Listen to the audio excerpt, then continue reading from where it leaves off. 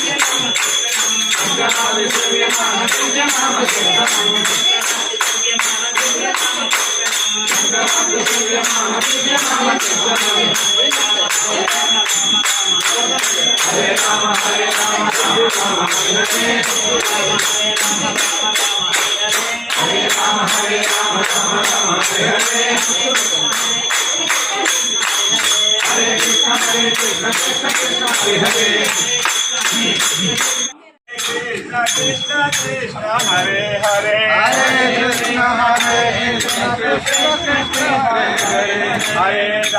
Hare Rama Rama Rama Hare Hare Hare Krishna Krishna Krishna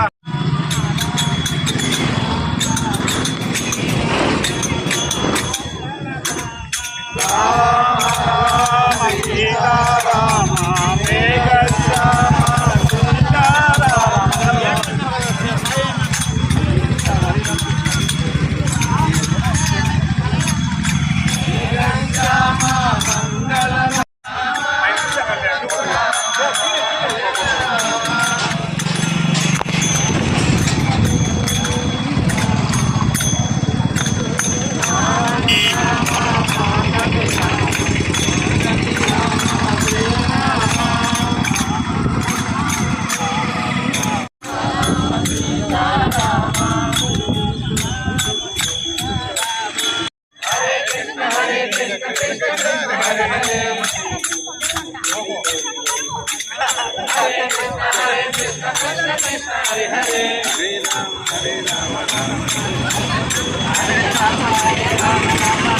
Rajshri Sadhguru మహారాజుకే మా గురుతుల్యులైన శ్రీ దత్త చైతన్య రాజశ్రీ సద్గురు మహారాజు యొక్క పాదాలు పద్మములకు ముందుగా నమస్కారాలు తెలియజేస్తూ ఈ యొక్క మా యొక్క గురువు గారు యొక్క శిష్యులుగా మా గురువు గారి యొక్క ఇచ్చిన ఆశీస్సులుగా వరంగా మేము భాగవత సప్తాహాన్ని మా గురువు గారు ఉన్నప్పుడే ప్రారంభించారు.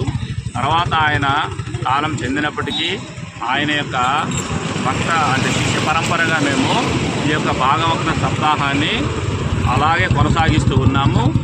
దాంతోపాటుగా 7 రోజుల భాగవత సప్తాహం అయిన తర్వాత గురువుగారి యొక్క సమారాధన ఉంటుంది. ఆ కార్యక్రమంతో ఈ భాగవత సప్తాహము ముగుస్తుంది. ఇది మా గురువుగారు మాకు ఇచ్చిన వరంగా మేము భావిస్తూ దీన్ని కొనసాగిస్తూ ఉన్నాము. మా గురువు గారి యొక్క ఆశీస్సులు మాకెప్పుడు ఉంటాయని ఆశిస్తూ ఈ యొక్క కార్యక్రమాన్ని మేము ఆయన యొక్క శిష్యులందరం మేమందరం కూడా ఇక్కడ మా గురువు గారే మాకు ప్రధానమైన వారు. ఇక్కడ మెయిన్ ఆయన ఇచ్చిన ఈ యొక్క మార్గం అంటే ఆధ్యాత్మికం యొక్క భక్తి మార్గం ద్వారా మా గురువు గారి యొక్క ఆశీస్సులతో మేము ఈ కార్యక్రమాన్ని కొనసాగిస్తూ ఉన్నాము.